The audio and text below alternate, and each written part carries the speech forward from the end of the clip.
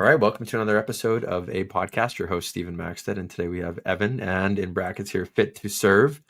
Evan, and if you don't already follow him online, give that a follow right out of the gates here. Evan, we're just talking pickleball. Obviously, this is a big part of the content that you produce and discussing fitness and stuff. But we're just going to say favorite shot in pickleball. What's your go-to move out there on the courts? I would say anything that goes over the net would be my favorite. Now, what I like to do is put spin on the ball. I call myself the spin doctor. So a little play on the spin doctor. Prescribing spins out there. So no, I like to, I don't know that it's got a name. You got all the Ernie and Bert and Ernie and this and that, and the tweener. I've landed a behind the back shot a couple times, like twice in actual play, which was cool. But I need to come up with a name for it. Cool. But I like to just put a little bit of side spin on it, so when it hits the court, it goes one direction. I've gotten pretty decent at doing that, especially on the serve. So I need to name it. That's awesome. Well, that's I don't know if I have a favorite one other than, well, like you said too, getting over the net. Sometimes I feel like I just want to power it over, but that's not always the best strategy. You kind of want to hammer. You get excited out there, but doesn't always go. Either you hit it too far, and it's out of play. But some of the the little drop shots when you can go in the kitchen, as they call it, right? At the front of the net there. I played a little bit of it. You play a lot more. I think even if it's doing content days and stuff, but that's awesome. That's good. And Evan, as I mentioned, a little bit of an intro here, but for me personally, I've been following your story for a bit online. I think it was, I don't know if we can time that and find that out even, but I think it was an early on follower. I'm on the phone a lot doing different social media stuff. I came across your page, started following and interacting kind of right away. I just know that's, valuable for other folks too, but I love the content you were pushing out there. And the best way that I would describe it, and I don't know if everyone does see it that way out there, but you're doing a great job of kind of capturing the idea that, it's anyone can go out there and be active and get into shape. I know kind of we'll say the way it was portrayed online was kind of that way. And then you get into some funny stuff with pickleball and maybe the mom or, MILF on the street kind of jokes about that on there. And I think that's hilarious. I love the content and I love the energy, and it's great to have you on the show today. And maybe if you want to do a little intro on yourself here about how this even got started for you, specifically on social media, wherever you want to start, I'd love to hear about it.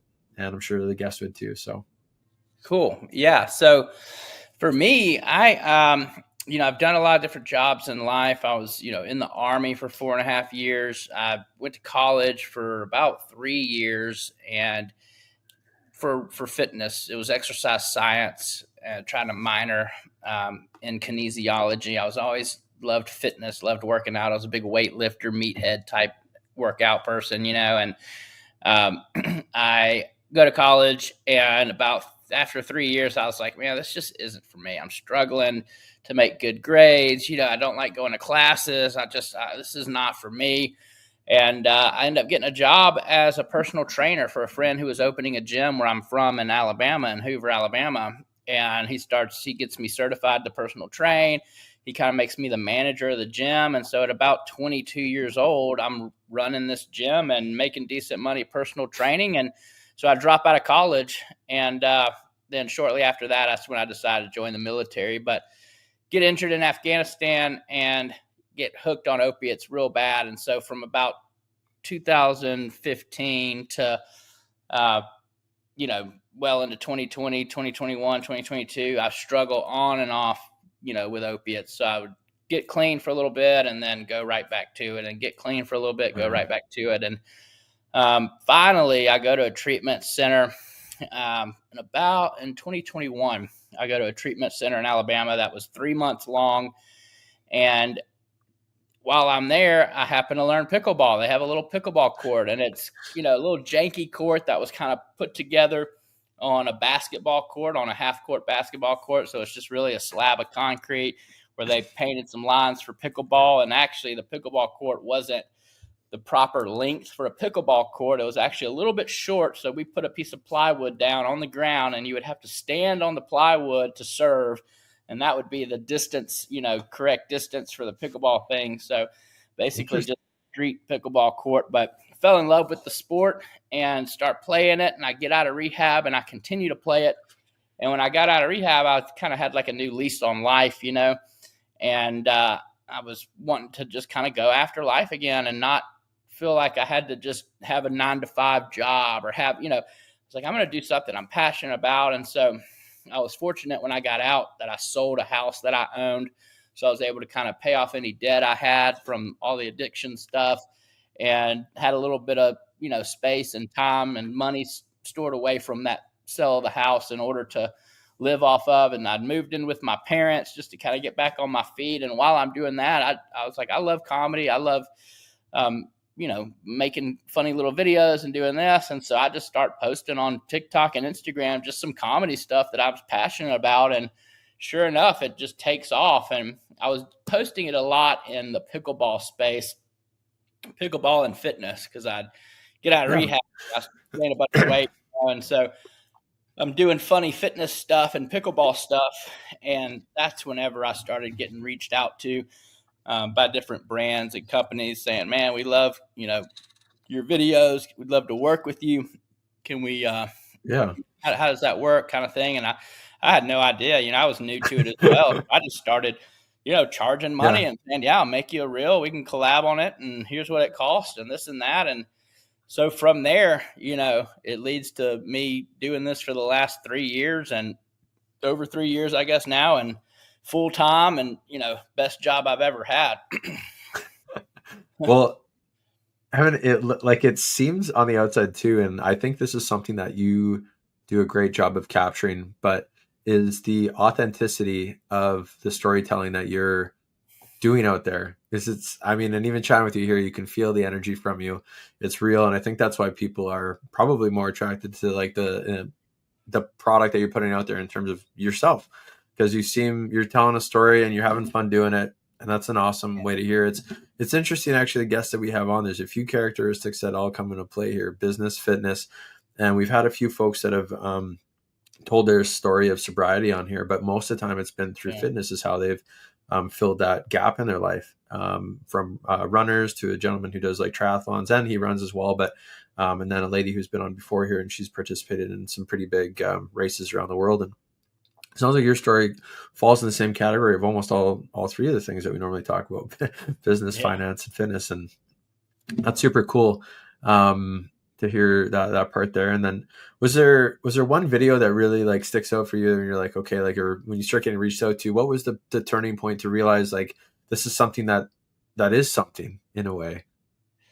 Yeah. So actually I was doing a video kind of about running and getting back into running. And it was like, your friend that just started running or whatever. And so I make this funny video about me getting back into running. I'm really bad out of shape, got my shirt off, I got my running shorts on, I'm stretching and doing this funny video. And Brooks running company, the one Brooks makes Brooks shoes, really expensive running shoes, they hit me up on Instagram like, man, we love your stuff, would love to send you some things. And so I get this package in the mail from Brooks, and it's like multiple pairs of Brooks shoes, clothes, all this stuff. They even made me a little plaque that said Fitness Influencer of the Year, and sent me this plaque that had Brooks Fitness Influencer of the Year on there. And after that, I was like, dang, this is, thousands of dollars worth of Brooks clothing and gear that they're just giving me, there's something real here. People want to sponsor you. People want to send you stuff. And so it's kind of from that moment that I was like, okay, this is going to turn into something, Yeah. And at that stage, in terms of like, we'll say the business side of things, were you doing everything yourself, or did you bring people on early on, maybe without sharing all your secrets, if you don't want to, whatever you want to share on that topic? But I know that there's usually a whole team. We have a team behind the podcast here as well that helps make things roll, but I don't think people are as familiar with what that may look like, because I know it's not just you now running behind the camera, for sure. Just given it looks awesome. It's always looked great from you, but how did that work for you in that evolution of business? Yeah. So surprisingly, lot of the stuff I put out is still, You me see, yeah. running the camera and doing all the editing Holy because I love mackerel! that stuff. I Yeah, really got into the editing. I taught myself how to edit.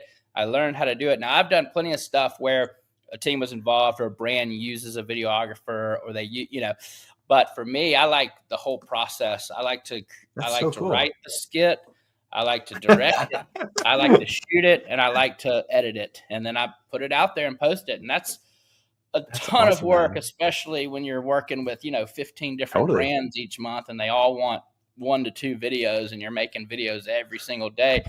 Um, it's a ton of work, but yeah, the still to this day, like I've gotten better cameras and I've gotten better equipment and audio equipment and stuff like that, and just kind of progressed through that process. But usually, Right. if it's multiple people out there, I'll grab someone and say, "Hey, can you just come and hold the camera?" And I just Yeah. tell them how to shoot it, tell them how to use it, And in the long run, it saves me a bunch of money, but it does take a lot of time and work. I'm always editing. I'm always posting. I'm always shooting stuff. So Yeah. the work part is the that's where it Yeah. It's gets to still be. yeah, still work. It's not just all fun on video, that's crazy you're doing all that. That's good for you, man. That's sweet though. You get to Yeah, touch and feel it the whole way through, make it have your personal touch because you'll know the little, when you want to segue out of a scene kind of whatever, however you're right. clipping it and editing it. So I could definitely understand, yeah, why you'd want to do that. That's pretty Yeah, cool. the editing is Good the for you, man. the key. The editing is what, in my opinion, makes something actually funny. Um, Yeah. you can act in it and you can do all this, and yeah, that part's funny. But if it's not edited correctly, it's not going to be funny. It's not gonna hit right. It's not going to be Yeah. relatable. It's all about the cuts and about when to cut in close on my face, or when to zoom in slowly, or when to cut in on my waist, or cut in on. And that part of the process to me is what I love about it the most, because it's really exciting. Getting to Yeah. film. I've shot so many things that I've just, when I get done, I'm like, this isn't going to be funny, man. This is going to suck. The script was terrible. I didn't really write a good script. It's just not, there aren't any funny jokes in it, but then I go to edit it, and it's edited in a way where it's like, oh, okay, this is You funny can now. Yeah. I bet you appreciate because I mean, well, early on I used to do a lot of the more of the editing and stuff here, but it's yeah, you probably appreciate and see other people's content and understand how curated that kind of can be because of Hmm. you see how much you get to like edit some of the stuff Yeah. and then you look at other media that's presented and you're like, oh, that was probably like a lot of editing. Like the behind the scenes look way different than, the final product kind of thing. So Yeah. that's 100%. really You'll cool. watch some videos and just think, man, that the time it probably took them to edit that and to create that is crazy, because that's where Yeah. all the work is really, really done. But like I said, that's the magic in it. I mean, even whenever if I work with a brand and let's say I've done this multiple times, been flown out by a company to come shoot some stuff, and Yeah. they have a videographer, they have someone that they pay on their staff to shoot the stuff and edit it and everything. And I will even shoot alongside them. So I'll take my phone, if I'm using my phone just in this scenario, and I'll shoot Yeah. alongside them. So I'll be like, hey, you hold the phone while they shoot this, and I'll get the same footage that they're getting. I'll edit my own video of how I want it to be made, and then I'll send that to the editor who's editing it, and I'll say, hey, look, man, this is how I That's would what we do it. want. So when you go to Yeah. make Yeah. it, let's try to make it something similar to that.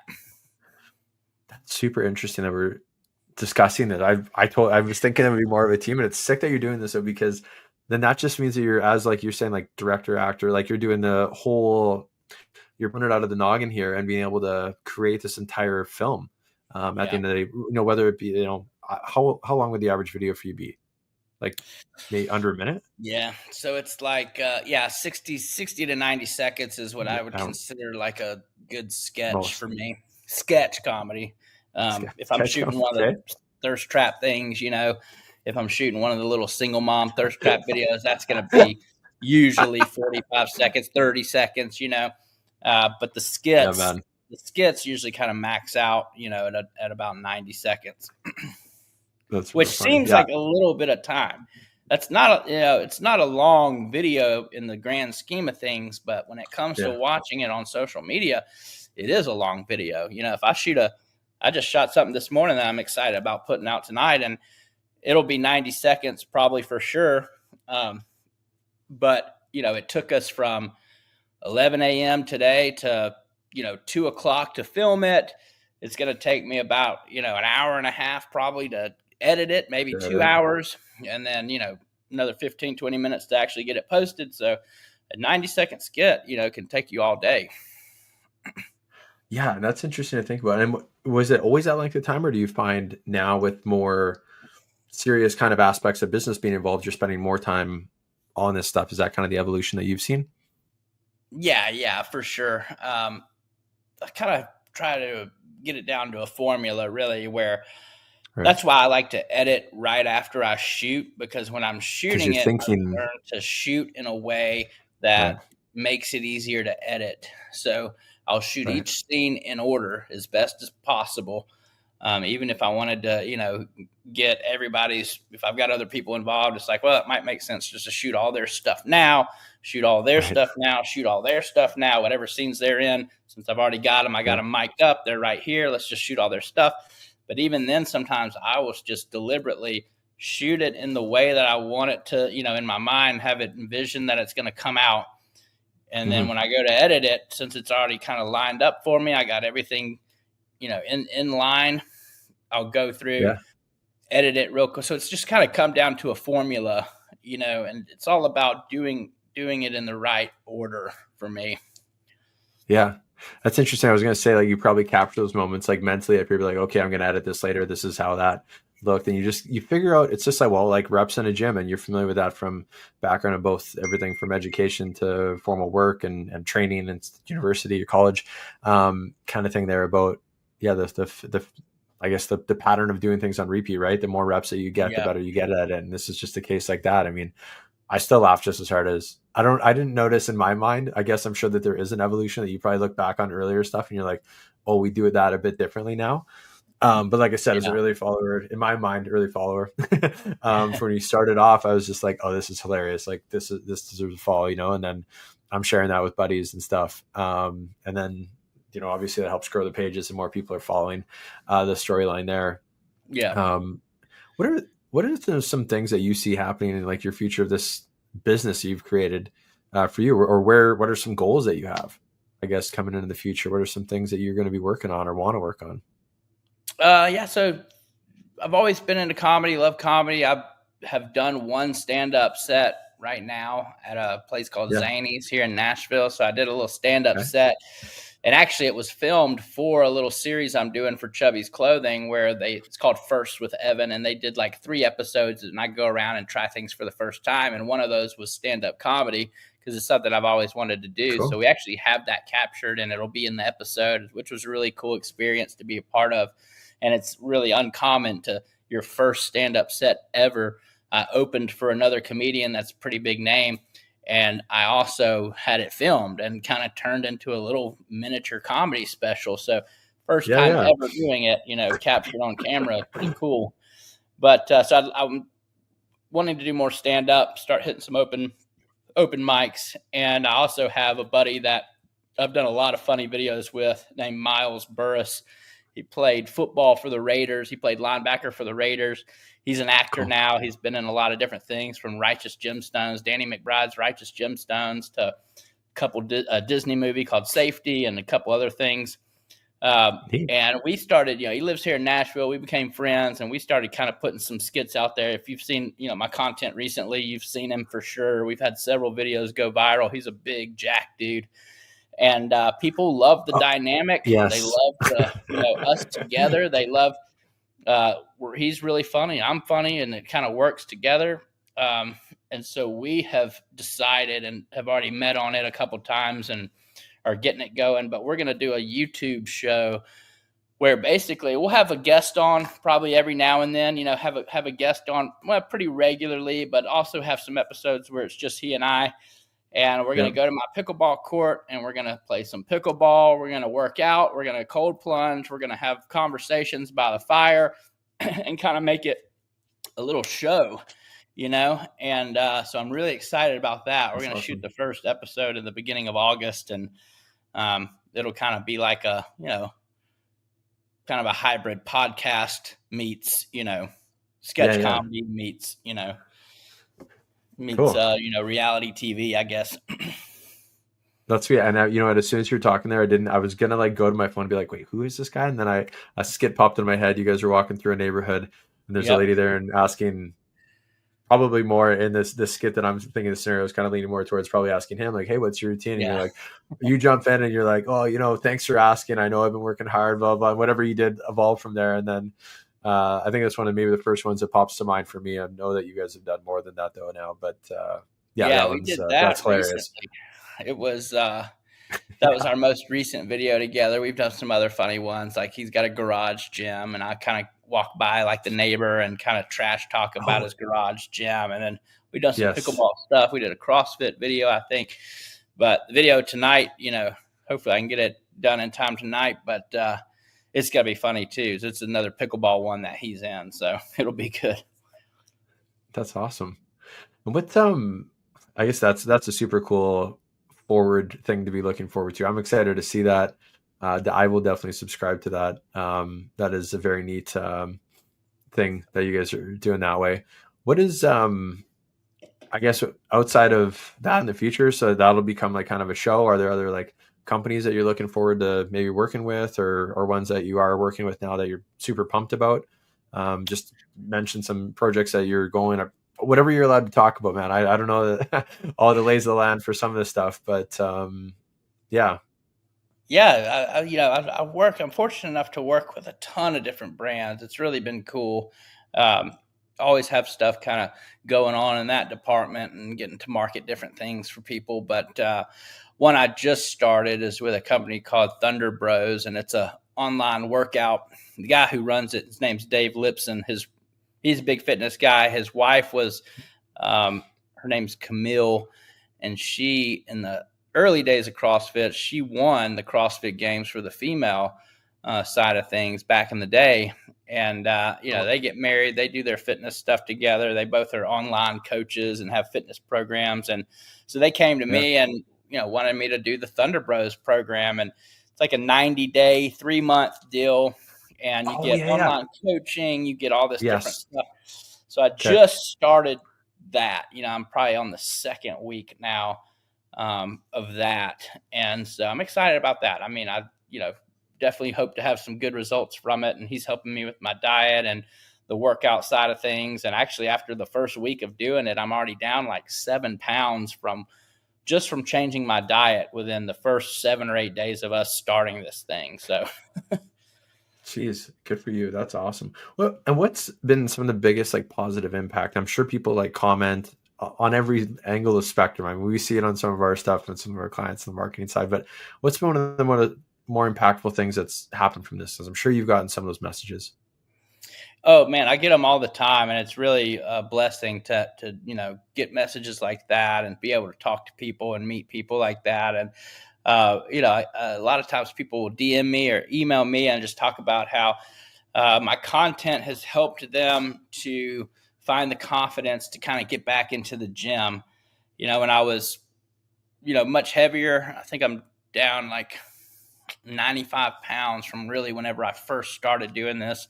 I was weighing Yeah. close to 300 pounds. I was bad out of shape, but at the same time, I was still taking my shirt off, doing the workouts Yes. that I wanted to do, doing the funny videos that I wanted to do with my shirt off, doing my thing. And Yep. then kind of over time, people saw, oh, he's serious. He's actually getting in shape. He's actually losing weight. He's actually exercising. He's not just poking fun at it. And so people message all the time, like just about how it's helped them to not be ashamed to, go to the gym or take their shirt off and exercise or, have a little bit more confidence. So that just getting those 100. messages, honestly, has been huge motivation for me as well, Yeah. because it kind of pushes me to keep going.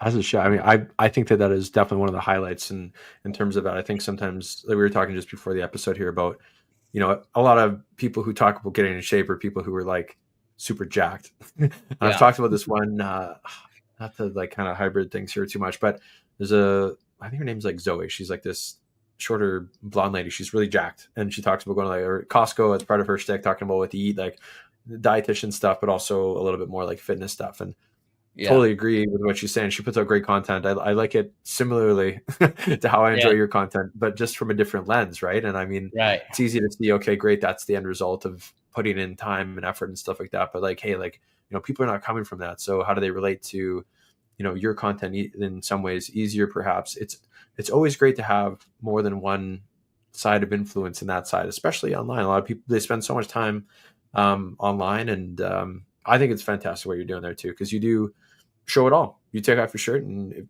I didn't realize that the weight side of things, that's super impressive though, to already have lost that much weight and being, frankly, a bigger guy in that setting or whatever, and just being like loud and proud about it and saying, hey, this is what we're doing here. And I, as you were talking about the first running clip or whatever there, I think that did stick out as a little like little digital reel in my own head. Yeah. As something I definitely, throw back and then have, recognize that one right away. I think that's such a cool, great approach to the whole fitness sector now. For whatever reason, we've decided in the last couple of years here, online, that's the push, which is fantastic. I just saw a clip. I don't know if you've seen this one too. I'm sure you spend a bit of time online too, given your industry and stuff. And this lady had just talked about the fact that she just started counting calories and she didn't realize how many calories she was eating. And I mean, I'm just not saying this. It looks as if, and she talked about it too. She's like, I'm going to start losing weight because I didn't realize how many calories, I've been consuming and stuff. And so she's on her end, she's got a very different approach there. And a lot of people are praising her for even just talking about it. I think it's fantastic. More people in the Yeah. room to discuss it, the better. And then you're not so much in like an echo chamber of like, this is the only way to do it. Now there's like a bunch of different ways, right? Other people respond differently to different things. Maybe they like soccer instead of pickleball, but pickleball in your case here, you fell in love with it. It's become a very popular sport. I mean, even where I'm from here in Canada, we're starting to have like indoor pickle. Well, we have outdoor ones, but for winter, indoor pickle like arenas being built right now or starting to do this, which is Yeah. kind of crazy. You don't think it's going to be like that popular of a sport, but it's a Yeah. little lower barrier to entry, I think, in some ways, if it's a nice way to say it, in terms of the skill level required. Obviously, Yeah. people that are the best at it are awesome, but it's tennis is tricky, right? You got to run way further to get to the ball, and it's a little bit trickier. Pickleball, a little easier to get into, and I mean that's kind of like is the beauty of it. Yeah, Yeah, definitely. That's what I love about pickleball too. It's user friendly, right? It's yeah, kids, senior citizens, middle aged, whatever. yeah, Anybody can jump in and play it. Overweight, in great shape, yeah, doesn't matter. Get out there and play it. When I was losing the weight, it was a great tool to get my body moving again, just moving around and just feeling what it's like to kind of sweat again and kind of exercise some. And it's a distraction while you're exercising too, because you get done and you're like, 100%. damn, I'm sweating. Heart rate's up.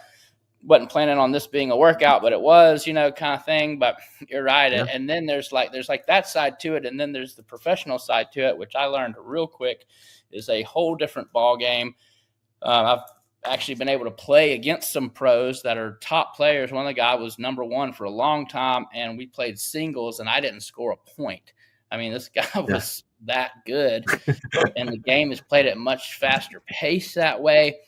And it's because with tennis too, it's so different. Like a lot of the pros don't like singles when it comes to pickleball. A lot of them only like right, playing doubles because they'll have to play singles and doubles whenever they're at a tournament.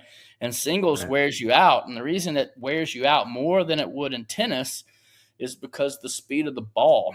So when right, someone slams an overhead shot in tennis one direction, that ball is moving so fast and going that one direction so fast that you're not going to be able to get to it. You can't even move over yeah, that way fast enough to get to it. Now you can get to some shots and you do have to run around, and there are some times where volleys in tennis are exhausting.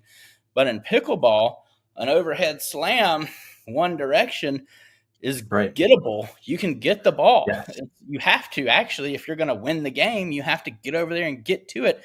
So you're sprinting back and forth across the court, getting these shots that you're able to still hit, and it just wears you out. So a lot of them don't like the singles aspect to it. They like the doubles matches for that reason. So, but yeah, the sport is It's very user friendly. It's anyone can do it. That's awesome. Like I said, that's part of the encouraging part of it. I think of a lot of the content you're putting out there is showing, hey, everyone's kind of welcome here. I think you're a great ambassador for the sport as a whole. I Thank you. hope that there are some pickleball companies already working with you. If not, they should be. Oh, dude, Um, that's majority of my business right now. there So you go. Good. Yeah, as it should be. That's unreal.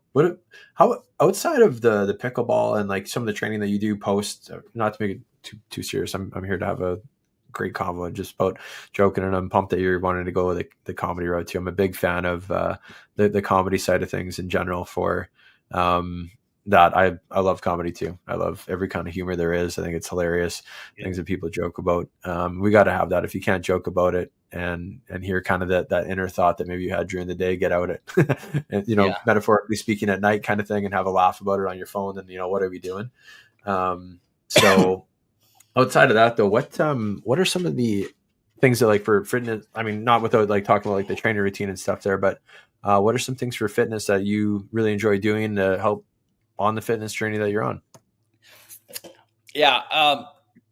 I've always been kind of a weightlifter. I like, old school. I call it old school kind of weightlifting, where it's like Monday's chest day, Tuesday's back and buys, Wednesday's legs, Thursday's shoulder. I like it broken down like that. That's kind of how I've always lifted. But then I Yeah, found CrossFit, got into CrossFit, and I like the classes. I like the group dynamic of it. I like the partner workouts. I like the people that are involved in CrossFit and the motivation that they give you. And, the pace at which it moves is, you don't get bored. Um, yeah, but pickleball obviously has been a huge one too, because it's good cardio for me. I can count pickleball. If I go out and really sweat and play several games, a couple hours of pickleball, that's my cardio for the day. Now I have kind of 100%. gotten back into running Yeah, a little bit, but running was always something, we did a lot of in the military and everything. And I had a time in my life where I did kind of get into running, and I was kind of training for some longer distances and really kind of getting into it, but just really didn't stick with it.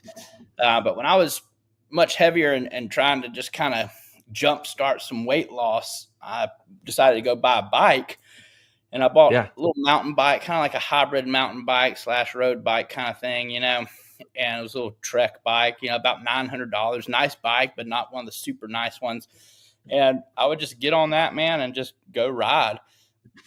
And that was huge for me because it wasn't boring. It was something I could do, you know. Um, it was something that, didn't have to be too hard if I didn't want it to be too hard, but I could push myself on it if I wanted to. And, yeah. riding bikes a little bit easier and more distracting than just getting out there and running. So kind of a little bit of all those things have been helpful to me. That's awesome. I'm sorry, I have a little distraction here with my pup coming into the screen. I don't know if you saw his nose poking up. He Oh, realized that my time zone here, it's like his like dinner time or whatever, but oh, nice. he'll figure it out here. A special guest. Yeah, there you Go go. lay down. Go lay down. Go lay down.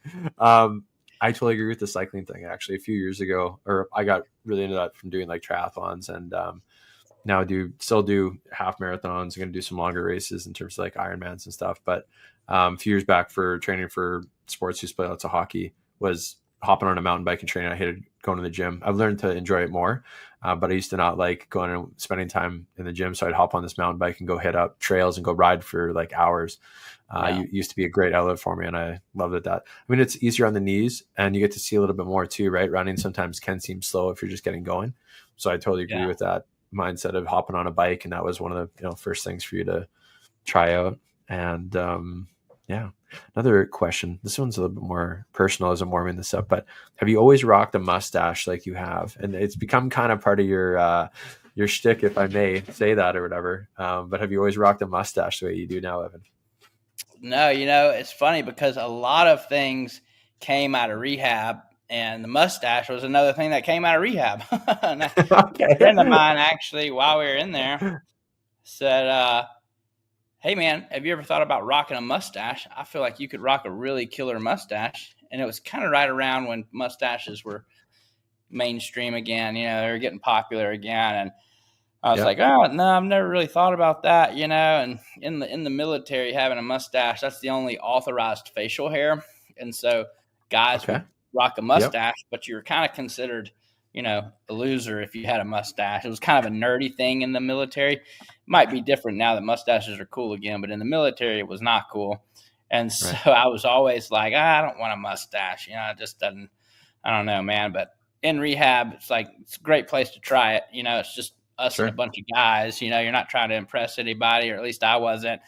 And so you can try out different things in rehab. And sure enough, I cut the mustache and haven't looked back since then. So as soon as I Oh, had it, I nice. said, damn, you're right, man. It does work well for me. It is kind of, and so the buddy of mine that suggested that, was a real good friend, really, really good dude. And I met him in rehab, and he, he would always joke. He ended up passing away of an overdose, actually, in Sure. December of last year. So it was really kind of a tough time, and he was a really good friend and just kept struggling, Yeah. just couldn't stay clean. It was really sad. They had just had his wife had just gotten pregnant and all that kind of stuff. So they end up losing him, or he ends up passing away from the overdose. And it was just a really sad time. But it was funny because he would joke with me whenever we were out of rehab and I was doing my thing for several years and starting to kind of, take off on social media. And every time I would see him or talk to him, he would say, man, when are you going to give me my cut for rocking that mustache? He's like, that was my idea. I told you to do it. I'm the one that talked you into doing it. And now it's Yeah. like a Yeah. trademark for you.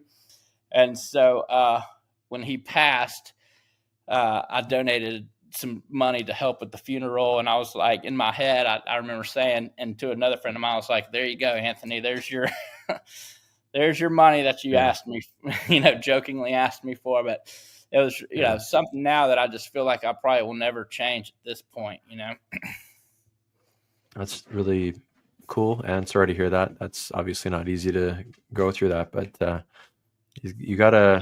Tough. He's a good dude. Really, I mean, you think I'm funny. This guy, you meet the funniest people, in rehab. You meet a lot of creative people in rehab. A lot of people that don't know anything about addiction or see addicts as only one thing or under one light.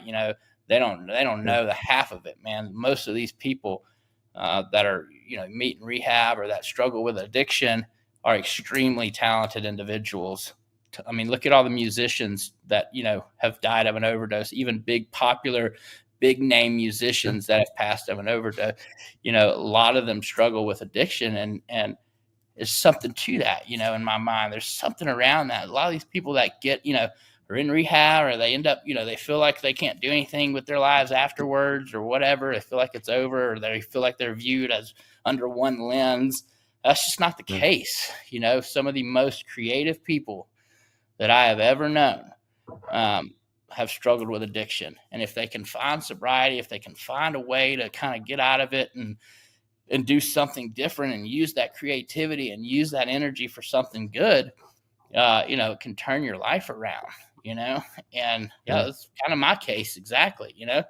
Get out and start doing kind of what I'm passionate about. And sure enough, it's changed my life, so I really Yeah. try, especially now, to help in any way I can. I started donating money to the rehab that I graduated from. So I try to give money there every month. I took a bunch of pickleball paddles to the rehab place last year for Christmas. Donated about 50 paddles from the company that sponsors me, Valair, which was really kind. I mean, those paddles retail at like $119 a pop. So that's several $1,000s worth of inventory.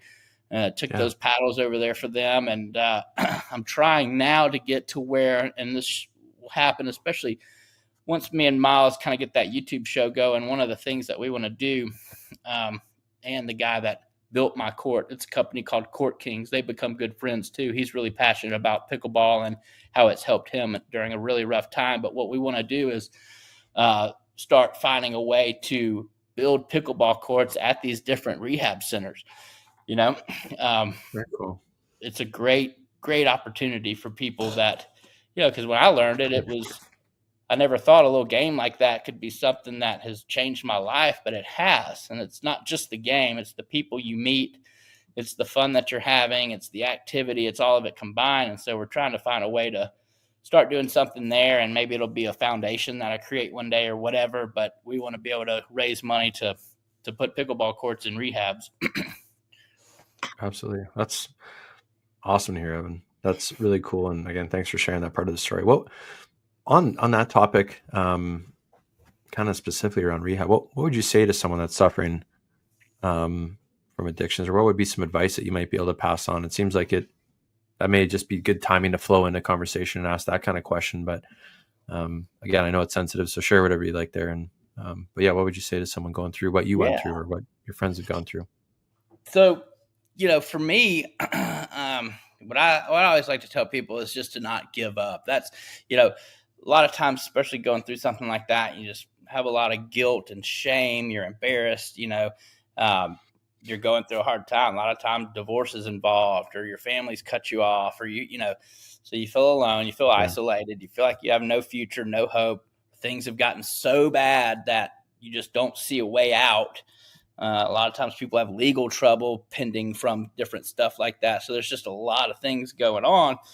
But for me, it was just, and I've had people tell me this, and encourage me, but just to not quit, not give up, not say, this is it, I don't see a way out, and just because you can't, because there have been so many situations I've been in, countless. I mean, I've been to treatment center 5 or 6 times, and each time it's the worst thing ever, right? It's the end of the world in your mind. It's over. I don't know how I'm going to get out of this. I don't know how I'm going to get out of $40,000 of debt. I don't know how I'm going to get out of all these different things. I don't see a way out. But I promise that if you get on the right path and you just are able to stay clean and sober, whatever that looks like for you, for me, it was just opiate. So like I still drink alcohol socially, still use THC recreationally, and THC has actually helped me in a lot of ways with different pain issues. And, it's been something that has been really helpful to me in lower doses. A lot of times an addict is someone that needs to stay away from everything. So I don't encourage that by any means, but for me, that was just kind of my situation, my truth.